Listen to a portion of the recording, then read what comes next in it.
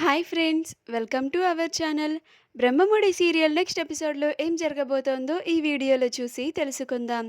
అసలు నిజం బయట పెడతానన్న ప్రకాష్ అసలేం జరిగింది అని తెలుసుకోవడానికి ఈ వీడియోని స్కిప్ చేయకుండా ఎండ్ వరకు చూసేయండి. ఇలాంటి మరిన్ని వీడియోల కోసం మా ఛానల్ని ముందుగా సబ్స్క్రైబ్ చేసుకోండి. బాబుని హాస్పిటల్కి తీసుకెళ్ళి చెక్ చేయించి కావ్య, రాజ్, ప్రకాష్ ముగ్గురు ఇంటికి తిరిగి వస్తారు. ఇంటికి తిరిగి రాగానే అపర్ణ బాబుకి ఎందుకు అలా జరిగిందో కారణం తెలుసుకొని రాజ్ని నిలదీస్తుంది. రాజ్ అపర్ణ ఎంత నిలదీసినా మౌనంగానే ఉంటాడు. ఇంట్లో అందరూ ప్రశ్నిస్తూ ఉంటారు. అయినా సరే రాజ్ మౌనంగానే ఉంటాడు. ఇక మీదట ఆ బాబుకి తల్లిని తండ్రిని నేనే అయ్యి వాడికి ఎలాంటి లోటు లేకుండా చూసుకుంటాను అని రాజ్ తన నిర్ణయాన్ని బద్దలు కొట్టినట్లు చెప్తాడు. అప్పుడు అపర్ణ, నువ్వు చెప్పవరా, ఈ వంశ గౌరవం పోయేంత వరకు నువ్వు నీ నోరుని విప్పవు, అసలు నిజాన్ని చెప్పవు అని, నువ్వింకా నీ నిర్ణయాన్ని చెప్పను అని అంటే అయితే నా నిర్ణయాన్ని కూడా విను అని అంటుంది. అప్పుడు అందరూ అపర్ణ ఎలాంటి నిర్ణయం తీసుకుంటుందా అని అలానే చూస్తూ ఉంటారు. అప్పుడు అపర్ణ, నేను ఒక నిర్ణయాన్ని తీసుకుంటున్నాను అని అంటుంది. అప్పుడు అపర్ణ, ఆ బాబు కన్న తల్లి ఎవరో నువ్వు చెప్పకపోతే వాడు కన్న తల్లి మీద బెంగ పెట్టుకొని ఇలా జ్వరం తెచ్చుకుంటున్నాడు.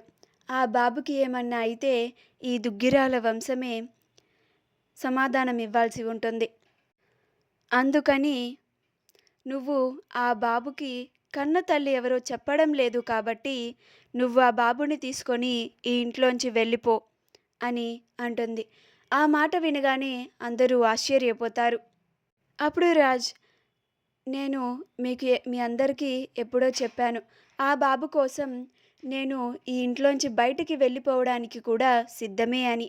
అలాగే నీ నిర్ణయం అదే అయితే నేను ఇప్పుడే ఆ బాబుని తీసుకొని వెళ్ళిపోతాను మమ్మీ అని అంటాడు.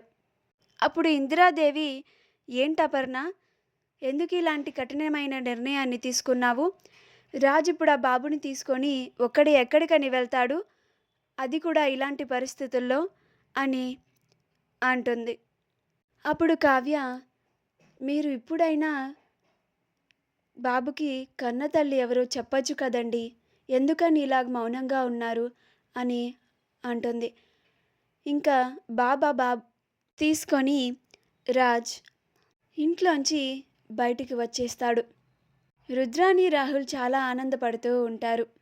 రాజ్ బాబుని తీసుకొని కారులో వస్తూ ఉండగా ప్రకాష్ కూడా తన కారులో వస్తూ రాజ్ కారుకి ఎదురుగా వెళ్తాడు. ఎదురుగా వెళ్ళి అడ్డంగా తన కార్ని పెడతాడు. అప్పుడు ప్రకాష్ కారు దిగి రాజ్తో మాట్లాడడానికి వస్తాడు. అప్పుడు రాజ్ కూడా కారు దిగి వస్తాడు.